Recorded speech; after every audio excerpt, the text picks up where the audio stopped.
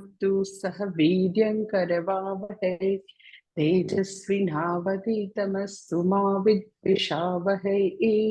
ॐ शान्ति शान्ति शान्तिः। श्रुतिस्मृतिपुराणानाम् आलयं करुणालयं नमामि भगवत्पादं शङ्करं लोकशङ्करं। शङ्करं शङ्कराचार्यं केशवं बादरायणं सूत्रभाष्यकृतौ वन्दे भगवन्तो पुनः पुनः। ईश्वरो गुरुरात्मेति मूर्तिभेदविभागिने व्योमवद्व्याप्तदेहाय दक्षिणामूर्तये नमः। ओम। चौथो अनुवाद श्लोक नंबर 8। ओम गणानां त्वा गणपतिगुं हवामहे कविं कवीनामुपमश्रवस्तमम् शेषराजं ब्रह्मणां ब्रह्मणस्पत आनः शृण्वन्नोतिभिः सीदसादनम्। ओम महागणपतये नमः। ओम। अनुवाद। नम आव्याधिनीभ्यो विविध्यन्तेभ्यश्च भो नमो नमः। उगणाभ्यस्त्रगुंहतेभ्यश्च भो नमो नमो। घृस्तेभ्यो घृस्तपतिभ्यश्च भो नमो नमो। व्रातेभ्यो व्रातपतिभ्यश्च भो नमो नमो। गणेभ्यो गणपतिभ्यश्च भो नमो नमो। विरूपेभ्यो विश्वरूपेभ्यश्च भो नमो नमो। महद्भ्यः क्षुल्लकेभ्यश्च भो नमो नमो। रथेभ्यो रथेभ्यश्च भो नमो नमो। रथेभ्यो रथपतिभ्यश्च भो नमो नमः। सेनाभ्यः सेनानीभ्यश्च भो नमो नमः। क्षत्रुभ्यः संग्रहीतृभ्यश्च भो नमो नमः। सत्सभ्यो रथकारेभ्यश्च भो नमः। गई वखते આપણે શ્લોક નંબર 7 અરે મંત્ર નંબર 7 છે એમાં આપણે જોયું હતું ચોથા અનુવાકમાં કે ભગવાન કહે છે નમો મહત અરે રુદ્રમમાં કહે છે નમો મહદ્ભ્યઃ નમઃ નમઃ ક્ષુલ્લકેભ્ય નમઃ। એટલે જે તેજસ્વી લોકો છે જે લોકો પાસે વિશિષ્ટ જ્ઞાનને કારણે જે લોકો એકદમ જ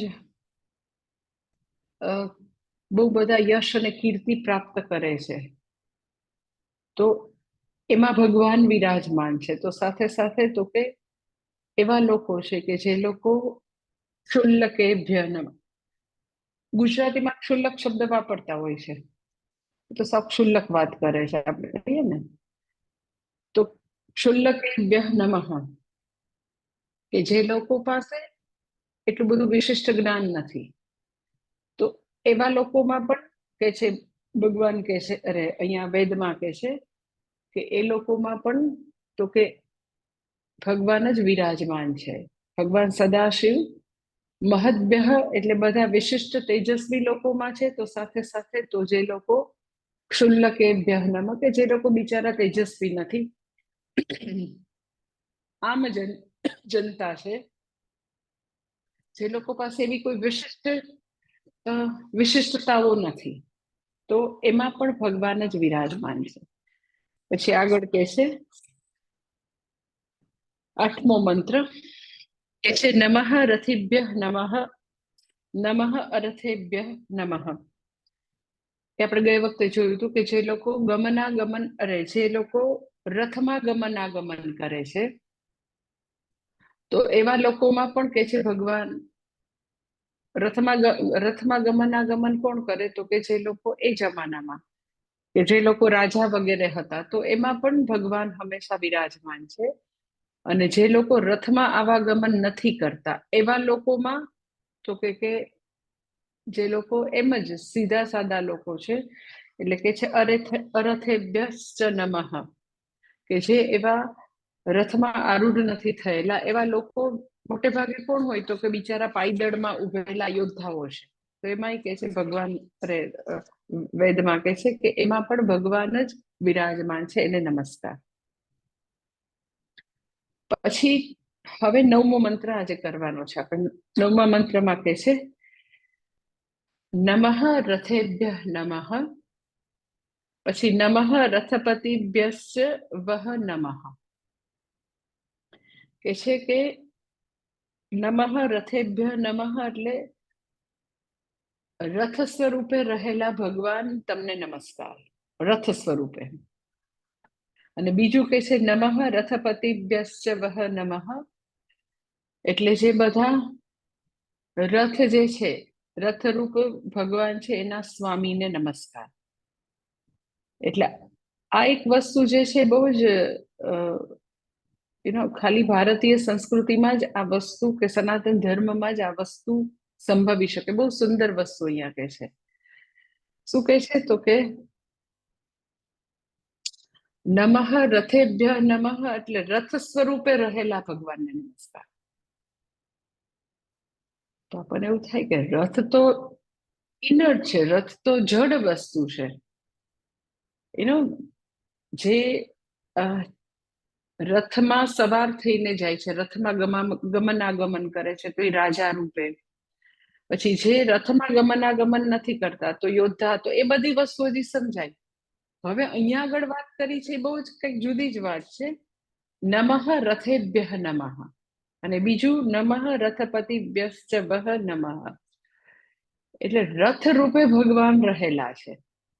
રથ રૂપે ભગવાન રહેલા છે એટલે તમે જો કે આપણી સનાતન ધર્મની વિશેષતા તમને ખબર છે કે આપણે આપણી ઘરે વાહન આવે ગમે તે ટુ વ્હીલર હોય કે પછી કાર આવે કે કઈ બી વાહન આવે કે ફેક્ટરીમાં નવા મશીન આવે, તો તમે જોયું હશે કે એની પહેલા પૂજા કરે.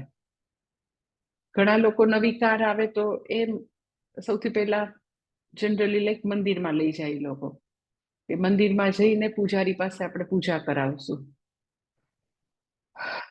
તો આપણને વિચાર આવે કે રથની પૂજા એટલે, અરે વાહનની પૂજા એટલે શું? લાઈક તમને ખ્યાલ હશે દશેરાના દિવસે બધા વેપન્સની બી પૂજા કરે, શસ્ત્રની પણ પૂજા. પછી તો કે આવી રીતે બધા મશીનોની પૂજા થાય, કારની, બધા વાહનની પૂજા થાય. તો આપણને એવું થાય કે ત્યારે વળી કયા પ્રકારના મંત્ર બોલતા હશે? રથની પૂજા અથવા તો અત્યારે કારની પૂજા, તો ત્યારે વળી એની કેમ પૂજા થતી હશે? તો એ મારે તમને કહેવું છે કે અહીંયા આગળ બહુ જ ઇમ્પોર્ટન્ટ પોઈન્ટ છે કે આપણે મન રથ જે છે એ ઇનર્ટ વસ્તુ છે, કાર છે ઇનર્ટ વસ્તુ છે, મશીન ને એ બધું નિર્જીવ વસ્તુ છે. પણ ઈશ્વર સૃષ્ટિ જે છે, સમગ્ર સૃષ્ટિમાં, ભગવાનની સૃષ્ટિમાં, તો એમાં એ બધા જડ ચેતનના ભેદ નથી. ભગવાને સમગ્ર સૃષ્ટિ સર્જી. તમે એમ કે પણ કાર ક્યાં ભગવાને સર્જી છે? રથ ક્યાં ભગવાને બનાવેલો છે? તો બરાબર છે, એ પોસિબિલિટી રૂપે ભગવાન છે કે આવા પ્રકારની ધાતુ હોય, આવા પ્રકારની મનુષ્યમાં સ્કિલ હોય, તો આવા પ્રકારનું સર્જન થઈ શકે.